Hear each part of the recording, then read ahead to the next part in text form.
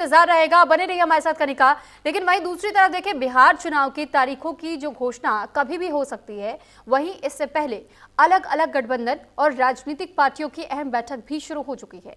अब seat sharing को लेकर ही महागठबंधन की 15 सितंबर को होने वाली अहम बैठक से पहले आरजेडी विधायक दल की महत्वपूर्ण बैठक है और इस बैठक में आरजेडी चुनाव से जुड़ी रणनीतियों को लेकर के पार्टी के तमाम नेताओं के साथ चर्चा है और ये बैठक तेजस्वी यादव की अध्यक्षता में उनके आवास पर ही होनी है।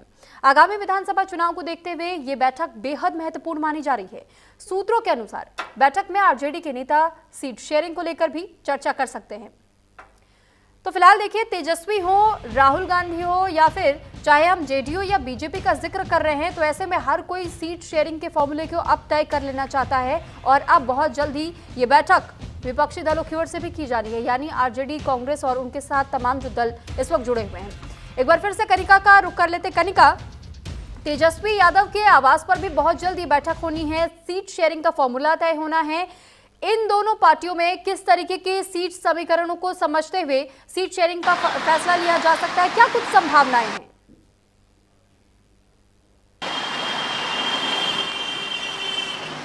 देखिए, आरजेडी की ओर से तेजस्वी यादव ने आज अपने पटना आवास पे जो है बैठक बुलाई, जिसमें तमाम जो पार्टी के नेता हैं उन लोगों को बुलाया गया। इसके अलावा जो जिला अध्यक्ष हैं उनको बुलाया गया था। इसके अलावा जो पूर्व में विधायक और मंत्री रह चुके हैं उन तमाम नेताओं को बुलाया गया था। 2 से 3 बड़े मुद्दे हैं जिसको इस बैठक में चर्चित किया गया है। सबसे पहला मुद्दा ये कि जो तेजस्वी यादव और राहुल गांधी ने 16 दिन की वोटर अधिकार यात्रा की है, तेजस्वी यादव ने उसका फीडबैक जो है अपने नेताओं से लिया है, क्योंकि आगामी दिनों में अब सबसे बड़ा जो काम है वो यही है कि इंडिया गठबंधन में सीट बंटवारा किस तरह होगा।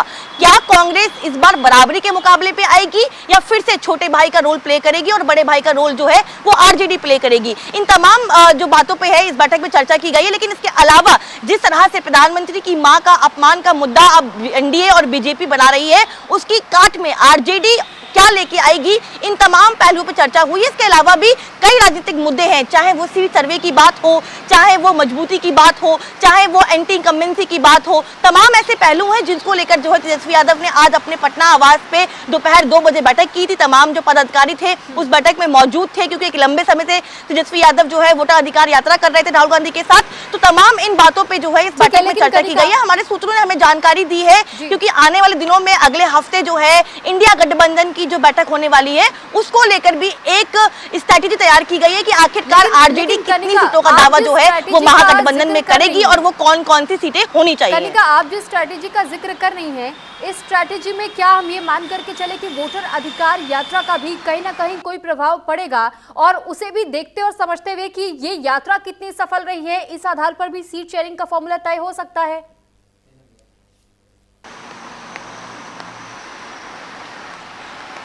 देखिए, 2 पहलू हैं। एक, जो वोटर अधिकार यात्रा राहुल गांधी के नेतृत्व में शुरू हुई वो सासाराम से शुरू हुई और पटना में खत्म हुई। वहां यात्रा गई जहां पे कांग्रेस पार्टी या तो नंबर 1 है, नंबर 2 है, नंबर 3 है, यानी कि उन सीटों पे खास तौर पे ध्यान दिया गया जहां पे कांग्रेस का अपना वोट बैंक है और अपना वर्चस्व है। जाहिर तौर पे इस यात्रा के बाद कांग्रेस पार्टी भी अपनी सीट शेयरिंग की बार्गेनिंग पावर को आगे बढ़ाएगी और वो यही दावा करेगी कि जहां जहां कांग्रेस पार्टी मजबूत है, नंबर 1 या नंबर 2 है, उन तमाम सीटों पर कांग्रेस पार्टी चुनाव लड़ेगी। हमारे सूत्रों ने हमें जानकारी दी कि इस बार कांग्रेस पार्टी जो है वो कोई कॉम्प्रोमाइज सिचुएशन में नहीं है।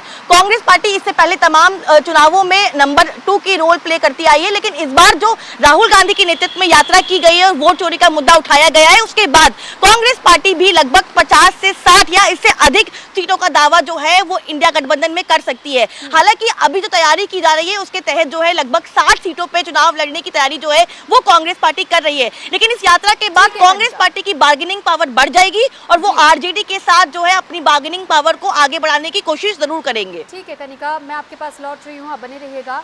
तो वहीं देखिए, जिस तरीके से इस वक्त सीट शेयरिंग के फॉर्मूले को लेकर के खूब सियासत हो रही है, चर्चाएं हो रही हैं और उसके आधार पर यह तय हो रहा है कि किसे कितनी सीटें मिलनी चाहिए, तो वहीं दूसरी तरफ कल एनडीए का बिहार बंद भी है, यानी पीएम मोदी की मां को गाली देने के खिलाफ ही